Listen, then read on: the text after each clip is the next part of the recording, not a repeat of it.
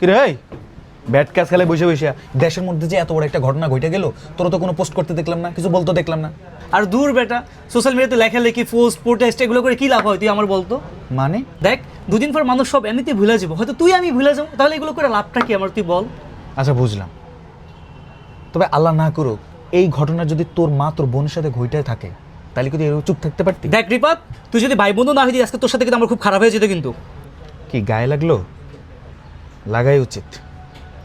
আমরা ততক্ষণ পর্যন্ত কোনো বিষয় নিয়ে সিরিয়াস হই না যতক্ষণ না ওই ঘটনাটা আমাদের নিজেদের সাথে না ঘটে। কিন্তু ভাই এটা নিয়ে তো অনেকেই চুপ আছে, অনেক সেলিব্রিটিও দেখলাম এটা এই বিষয়টা নিয়ে চুপ, তাহলে তোর আর আমার কথা বলা দরকার কি বল? শিরদারা যখন ইন্ডিভিজুয়াল, তাহলে তুই অন্যের আশা কেন করবি ক?